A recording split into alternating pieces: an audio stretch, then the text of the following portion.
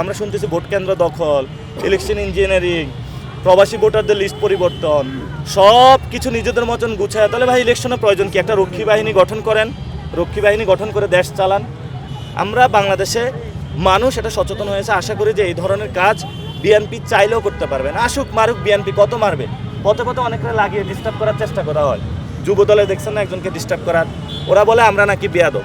হাসিনা বলেছিল রাজাকার, আর আব্বাস ভাই বলে বেয়াদব। আব্বাস ভাই যে বলে আমি যদি দুর্নীতি, চাঁদাবাজি, সন্ত্রাসীর বিরুদ্ধে কথা বলি, এটা যদি বিয়াদবি হয়, তো আব্বাস ভাই যে লোকরা দুর্নীতি, চাঁদাবাজি, সন্ত্রাসী করে ওইটা কি কাজ? উনি একটু উত্তর দিবেন। এই ধরনের সুস্থ মস্তিষ্ক কথা বলার জন্য আমরা অনুরোধ জানাবো।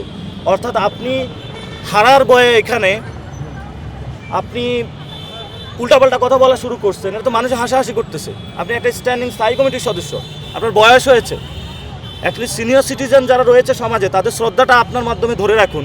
এইভাবে হলো যদি উদ্ভ্রান্তমূলক কথাবার্তা বলেন আপনি, তাহলে তো মানুষ বলবে যে আমরা আসলে কে গণপূর্ত ছিল আর কে মেয়র ছিল, কারকে এতদিন ভোট দিয়েছিলাম। মানুষও তো হলে প্রতারিত ফিল করবে।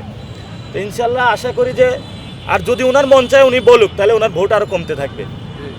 আমরা জনগণের পক্ষে বলে যাব। তো ওনার যদি ইচ্ছা হয় আসুক, আমার সাথে গণভোটে প্রচারণা করুক। সন্ত্রাস, চাঁদাবাজি, দখলদারিদের বিরুদ্ধে তো আমরা প্রচারণা করতেছি। যদি সাহস থাকে আসুক, জনগণকে ফেস করুক, মোকাবেলা করুক, একসাথে করবো। আমি ওনার সাথে ক্যাম্পেইন করতে রাজি আছি। ওনার সাথে একসাথে ক্যাম্পেইনে যাব, চাঁদাবাজি, সন্ত্রাসী, দুর্নীতির বিরুদ্ধে কথা বলবো। মানুষ এসে মাঠে সমাধান হবে, দেখি উনি সমাধান করতে পারে কিনা।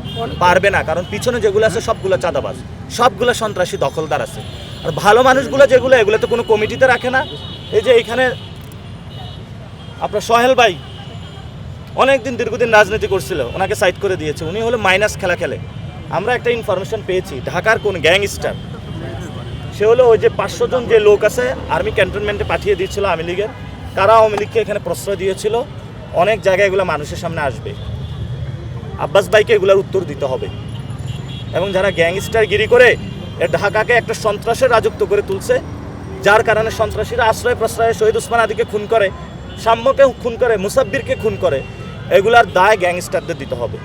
কারণ আপনারাই সংস্কৃতি তৈরি করেছেন। আপনারা গুন্ডা বাহিনী পালেন, অস্ত্রের বাহিনী পালেন, চাঁদাবাজি বাহিনী পালেন। মানুষ অতিষ্ঠ, মানুষ এটা প্রতিবাদ করতে চায়। আর অনেক মানুষকে তো তারা পাঠায় যে প্রতিবাদ করুক, যায়া বলে যে ভাই আপনি এটা কেন, ওইটা কেন। আমরা তাদেরকে সহ্য করবো, আসো বুঝাবো, সমস্যা নাই। একদিন করবা, 2 দিন করবা, কয়দিন চালাবা? আমরা তো আজীবনে এটার পথে দিয়ে দিছি। আমাদের এটা বোনাস লাইফ, আমাদের অনেক সহযোগিতা মারিয়ে বোনাস লাইফে আমরা চাঁদাবাজি, দুর্নীতি। আমার ঢাকা এবং বাংলাদেশে একটাই প্ল্যান, আমি বাংলাদেশের চাঁদাবাজ, দুর্নীতি, সন্ত্রাসীদের শেষটুকু ইনশাল্লাহ দেখে ছাড়বো।